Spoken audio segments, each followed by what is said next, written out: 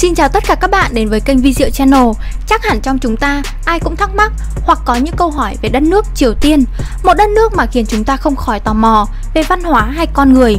Triều Tiên được coi là một quốc gia cô lập, gần như hoàn toàn cách biệt với phần còn lại của thế giới. Và có những sự thật không phải ai cũng biết về đất nước này. Sau đây mình sẽ bật mí cho các bạn biết về những điều thú vị và hay ho về đất nước này nhé. Chúng ta cùng bắt đầu ngay nào. Số 1. Triều Tiên lệnh cho nam giới để tóc kiểu Kim Jong-un. Chính quyền thủ đô Triều Tiên đã ban bố lệnh yêu cầu nam giới nước này để tóc dài tối đa 2cm. Họ còn hướng dẫn tỉ mỉ cách để tóc sao cho giống với nhà lãnh đạo Kim Jong-un. Chỉ có diễn viên mới có ngoại lệ không phải để kiểu tóc này. Bên cạnh đó, phụ nữ quốc gia bí ẩn nhất thế giới này cũng được lệnh để kiểu tóc ngắn giống phu nhân nhà lãnh đạo Kim Jong-un là bà Ji So-ju. Ngoại lệ duy nhất của lệnh này là các diễn viên. Giới phân tích cho rằng ông Kim Jong-un để kiểu tóc giống ông nội là nhà lãnh tụ Kim Nhật Thành. Còn có tin cho rằng nhà lãnh đạo trẻ của Triều Tiên này phẫu thuật thẩm mỹ để giống ông nội của mình hơn. Số 2. Người dân Bắc Triều Tiên không cần đóng thuế thu nhập. Bắc Triều Tiên là một trong số ít quốc gia trên thế giới mà người dân không phải trả bất kỳ khoản thuế thu nhập nào. Thuế đã được bãi bỏ vào năm 1974 như là một phần của thế giới cũ.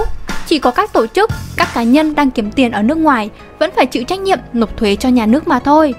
Tuy nhiên mọi thứ có thể thay đổi sớm. Có tin đồn cho rằng chính phủ đang có kế hoạch đưa thuế thu nhập trở lại trong những năm gần đây.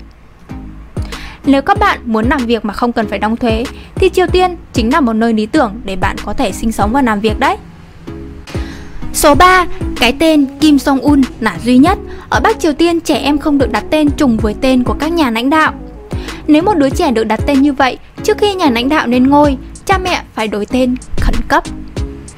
Đây không phải là điều cấm mới được ban hành. Năm 2011, cha của Kim Jong-un, Kim Jong-ji, đã ban hành một nghị định tương tự về tên của mình. Tuy nhiên, người đầu tiên làm việc này là ông nội và bố của họ, Kim Ji-sung. Tất cả những điều cấm đoán trước đó vẫn còn hiệu lực. Điều số 4.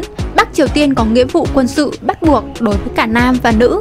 Rất nhiều quốc gia trên thế giới có nghĩa vụ quân sự bắt buộc, nhưng có lẽ không ở đâu như Triều Tiên. Tất cả nam giới 18 tuổi phải phục vụ trong quân đội 10 năm. Cho đến năm 2003, thậm chí có quy định còn lên tới 13 năm. Vào năm 2015, phụ nữ cũng bắt đầu phải nhập ngũ, tuy nhiên với khoảng thời gian ngắn hơn.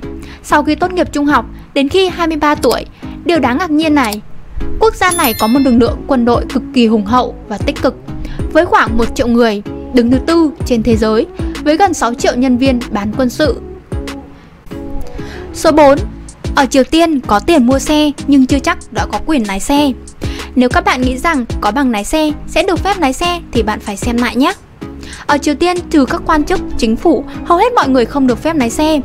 Vậy cho nên, ở Bình Nhưỡng, thủ đô vào giờ cao điểm, hay những khung giờ bình thường, giao thông cũng không mấy là tắc nghẽn, chả trách đường phố lúc nào cũng thông thoáng và trong lành đến như vậy. Số 6. Không có hướng dẫn viên du lịch đi cùng, du khách không thể tự do đi lại.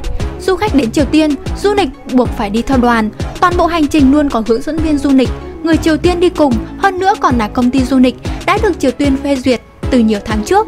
Vậy nên du khách chỉ được phép đi tới những nơi được phê duyệt trong chuyến đi mà thôi. Giả sử trong chuyến đi có ai mắc đi vệ sinh thì cũng phải đi đúng nơi, đúng chỗ được phê duyệt nhé. Điều số 7. Bất kể là khách du lịch hay người bản địa đều không được tùy ý gọi điện thoại quốc tế. Điện thoại di động không thực sự hiếm ở Triều Tiên. Tuy nhiên, công dân địa phương không được phép thực hiện các cuộc gọi ra nước ngoài, thậm chí với một người nước ngoài ở Triều Tiên. Tất cả các thẻ SIM địa phương chỉ cho phép gọi các cuộc gọi ở trong nước. Năm 2007, từng có một người vì thực hiện một cuộc gọi quốc tế mà đã bị bắn chết. Khi đó vụ việc xảy ra ở nơi công cộng, sau khi tiếng súng nổ ra ngay lập tức, gây ra một cuộc hoảng loạn trong đám đông. Cuối cùng dẫn đến thảm kịch, 6 người đó đều bị chết theo. Là một khách du lịch, nếu như bạn đến Triều Tiên, bạn có thể mang theo điện thoại, nhưng thẻ điện thoại quốc tế sẽ không thu được tín hiệu khi ở Triều Tiên. Chỉ có thể dùng thẻ điện thoại do chính phủ Triều Tiên chuẩn bị cho người nước ngoài, có thể gọi ra nước ngoài nhưng không thể gọi cho Hàn Quốc. Điều số 8. Không thể tắm nước nóng tại nhà, không có nguồn cung cấp nước nóng trong nhà của người dân Triều Tiên, do đó họ phải ghé các nhà tắm công cộng. Ngoài ra cũng không có hệ thống sưởi trung tâm. Trong ngôi nhà vào mùa đông, người dân phải đốt lò bằng củi để làm ấm. Bạn có thích uống Coca-Cola không? Nhưng ở Triều Tiên thì không có đâu nhé. Trước năm 2015, chỉ có 2 quốc gia trên thế giới cấm cửa Coca-Cola là Cuba và Bắc Triều Tiên. Nhưng rồi Cuba hiện nay đã cho phép du nhập vào. Còn lại, Triều Tiên là quốc gia duy nhất hiện giờ cũng không có Coca-Cola. Bạn có hay sử dụng mạng Wi-Fi không? Hãy xem thử Bắc Triều Tiên có được sử dụng mạng như chúng ta không nhé. Vẫn có máy tính và Internet ở Bắc Triều Tiên, nhưng họ sử dụng mạng nội bộ có tên là Kwangmyeong. Số lượng các trang web ở quốc gia này từ khoảng 1.000 đến 5.500. Tất cả các trang web quốc tế đều bị cấm, chỉ có quan chức cấp cao mới được sử dụng, không có Facebook và Instagram. Đối với Wi-Fi, đơn giản là nó không tồn tại. Các thiết bị di động thậm chí còn không thể truy cập vào mạng Kwangmyeong. Trên đây là 10 điều mà mình biết về đất nước Triều Tiên. Các bạn thì sao? Các bạn biết thêm điều gì thì comment dưới đây cho mình và mọi người cùng biết nhé. Nhớ like và đăng ký kênh để ủng hộ chúng mình nào. Xin chào và hẹn gặp lại các bạn ở 15 giờ 30 phút thứ 6 tuần sau.